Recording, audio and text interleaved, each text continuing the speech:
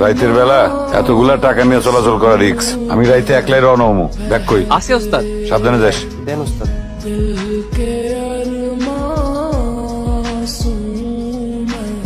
মামা একটা পান দেন, কাঁচা সুপারি, খয়ের কথা, জর্দা বেশি দিন।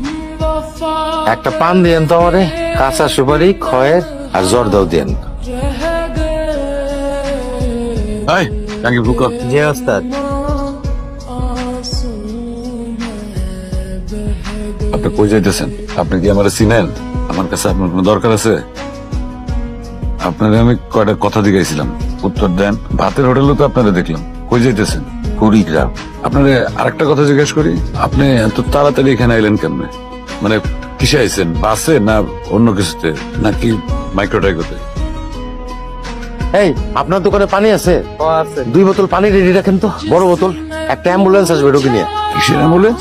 ওই অ্যাম্বুলেন্স আসতেছে রোগী নিয়ে, তাদের বড় 2 বোতল পানি লাগবে। আপনি কেমনে জানবেন? ভাই পানি বোতল আছে বড়? আছে। দুইটা দেন, তাড়াতাড়ি দেন। ভাই কত হয়েছে ভাই? 60 টাকা।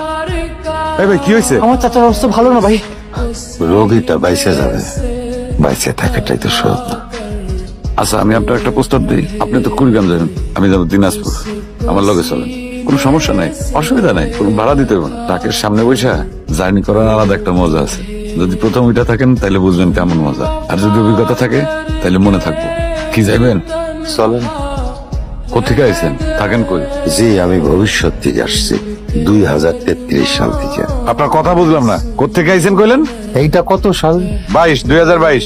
আপনি 2022-এ আছেন, আমি 11 বছর পর থেকে এসে বসছি। আমার কথা মনে হয় আপনার বিশ্বাস করতে কষ্ট হচ্ছে। কষ্ট হওয়ার মতোই তো কথা কইতেছেন। আচ্ছা একটা সত্য কথা কোন তো, আপনি কি আমার টার্গেট করছেন? আপনি আমার চিনেন? চিনি আর চিনিও না, তবে আগামী 2 দিন আমি আপনার সাথে থাকবো। গাড়িটার স্পিড দেখছেন? কি স্পিডে ওভারটেক করলো গাড়িটা। এই গাড়িটা তো সামনে গিয়ে বিপদে পড়বে, মানে সকাল সকাল থাইমে যাবে আর কি। বেশি জোরে গেলে যা হয়। কইছে এই দুনিয়ায় 3 ধরনের টাউট আছে, খেলায় পড়া টাউট, নিজের দোষে টাউট, আর একটা হইলো মারফতি টাউট। তা আপনি হইলেন 2 নাম্বার আর 3 নাম্বারের মধ্যখানে আটকা পড়া টাউট। আপনার কথার মধ্যে গাপলা আছে, চরম গাপলা। আমি বুঝবার পারতাছি আপনি একটা উদ্দেশ্য লয়ে আইছেন, কিন্তু উদ্দেশ্যটা কি সেটা এখন পর্যন্ত ক্লিয়ার হইতে পারি নাই। তার সময় যাক, সময় গেলে পরে ক্লিয়ার হইতে পারবো, একদম পানির মতো। আপনি ভবিষ্যৎ থেকে আইছেন তাই না? জাদুকরি সব কথাবার্তা শোনেন, কোন উদ্দেশ্য ছাড়া কেউ এরকম জাদুকরি কথাবার্তা কয় না, বুঝছেন? কাল রাইতের ওই গাড়িটা না?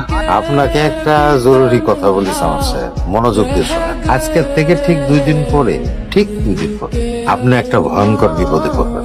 জীবনের ঝুঁকি